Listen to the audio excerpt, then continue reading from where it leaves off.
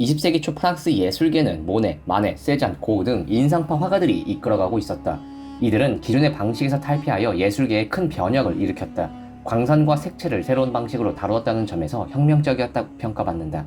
기존 예술은 없는 빛을 가정하고 입체적인 그림을 그리기 위해 밝은 부분에서 어두운 부분으로 점차 변화를 주는 방법을 사용했다. 그러나 인상파 화가들은 이런 진부한 인습을 거부했다. 오히려 대상을 야외에서 봤을 때 우리 눈에는 주변 다른 물체의 빛 번짐에 의해 더 밝은 색조의 혼합물로 보인다는 사실에 집중했다. 즉 없는 빛을 가져간 것이 아니라 실제로 보이는 것에 집중했던 것이다. 실제로 인간의 눈은 카메라와 달라서 장면의 모든 부분의 디테일이 선명하게 포착되지 않는다. 우리의 시각은 한순간에 오직 한 부분에 초점이 맞추어질 뿐이다. 나머지 광경들은 모두 연결되지 않은 형태들의 혼합물로 남는다. 인상파 화가들은 이런 눈의 특징을 캔버스에 남기기 위해 노력했다. 그래서 대표적인 작품인 르누아르의 무도회라는 작품을 보면 전면부의 장면만 사람의 형태이고 뒤로 갈수록 단순한 점으로 인간이 표현되어 있다. 기존 예술가들은 보이는 대로 그렸다기보다는 알고 있는 것에 집착했던 것이다.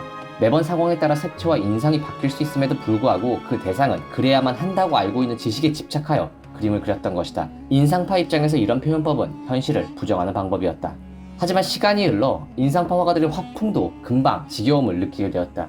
왜냐하면 이전 예술가들과 마찬가지로 인상파 화가들도 결국 수단이 다를 뿐 어떻게 하면 대상을 똑같이 그릴 수 있을까를 고민하는 화가들이었기 때문이다. 르네상스 시대 이후 이어져온 이런 재현의 이데올로기에 갇혀 원근법 중심의 회화가 수백 년간 지속되면서 새로운 미학적 도전에 욕구가 커졌던 것이다. 젊은 작가들은 기존 회화에 대한 피로감 속에서 새로운 것을 찾기 시작했다. 이런 상황에서 시기적절하게도 당시 제국주의 유럽 열강은 아프리카 나라들을 식민화하는 과정이었고 그로 인해 아프리카 전통 미술품이 유럽에 유입되고 있었다. 처음에 유입된 아프리카 미술품들은 징그럽고 기괴한 것으로 평가되었다.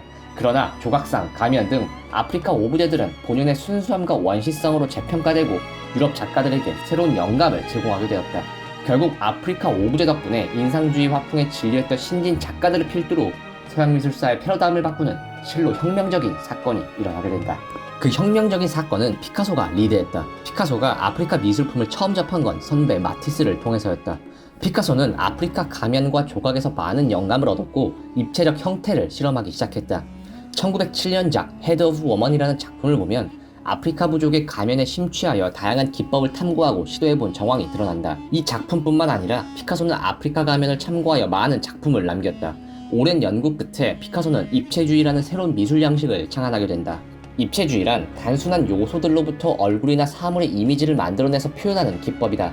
이 화풍은 이전의 화가들이 행했던 눈에 보이는 인상을 단순화시키는 작업과는 완전히 다른 성질의 것이었다. 이전의 화가들은 자연의 형태를 평면적인 패턴으로 단순화시켰다. 그러나 피카소는 평면을 피하면서도 사물을 단순하지만 입체감과 깊이감을 가지는 그림을 만들 수 있지 않을까 고민했다. 피카소는 이렇게 생각했다. 오래전부터 사람들은 사물을 눈에 보이는 그대로 재현하려고 노력했다. 이것은 추구할 가치가 없는 도깨비불과 같은 것이라고 생각한다. 나는 순간순간 변해가는 가상적인 인상을 캔버스에 고정시키기를 원치 않는다. 우리의 진정한 목표는 어떤 것을 모사하는 것이 아니라 구축하는 것이다. 가령 바이올린을 생각할 때 신체의 눈으로 본 바이올린과 마음의 눈으로 본 바이올린은 서로 다르게 나타난다. 우리는 여러 각도에서 본 바이올린의 형태를 한순간에 생각한다.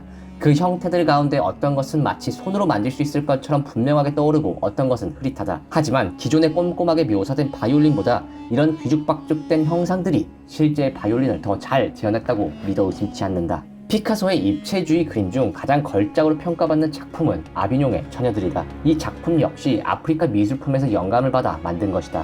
또한 이 작품은 세계 미술사의 흐름을 바꾸어 놓은 작품이기도 하다. 처녀들 얼굴 묘사를 자세히 보면 아프리카 가면과 유사하게 그려져 있는 것을 알 수 있다. 이 여인들은 아프리카 부족 오브제에서 볼 수 있는 소박하고 단순하며 강렬한 이미지로 그려졌다. 피카소는 아프리카 가면의 형태를 작품에 구현하면서 아프리카가 유럽 열강에 의해 수탈당한 비극적 역사를 알고 있었다. 이런 슬픈 역사의 의미를 작품의 여인들에게 녹여내린 듯 보인다. 현대 미술의 시작을 보통 인상주의가 이끌었다고 평가된다. 왜냐하면 어두운 화실에서 그림 그리던 기존의 관행을 깨부수고 이제를 들고 야외에서 풍경을 그리는 새로운 방법론을 제시했기 때문이다. 현재까지도 야외에서 그림을 그리는 방식이 어색하지 않다는 것은 그만큼 인상주의자들의 영향력이 크다는 것을 반증한다. 이런 기법은 인간의 눈이 실제로 보이는 것을 표현하고자 그 순간의 색채와 인상을 담기 위한 방법이었다. 물론 인상주의자들도 기존의 관행을 깬 것은 맞지만 세상을 똑같이 그려야만 한다는 재현의 이데올로기에 갇혀있던 것은 부인할 수 없다. 그런 점에서 인상주의보다는 피카소의 입체주의가 현대미술의 시작을 알리는 미술 양식에 더 적합한 것은 아닌가라는 생각이 든다. 입체주의는 그림의 목적이 완전히 다르다. 대상을 있는 그대로 그리는 것이 더 이상 불필요하다고 느꼈고 그것을 비틀고 왜곡했다. 피카소의 그런 도전정신이 새로운 미의 아름다움을 창조해낸 것이다. 피카소를 보고 있노라면 난 현재 옛날 사람들의 삶의 방식을 아무 생각 없이 답습하고 있는 것은 아닐까라는 느낌을 지울 수가 없다. 내 인생이 지겨운 이유도 어쩌면 반복적이고 예측 가능한 다양한 삶의 방식 중 하나를 채택하고 있을 뿐이기 때문일지도 모른다. 피카소처럼 내 인생에도 아프리카 오브제와 같은 것을 찾아야 하는 때인 것 같다.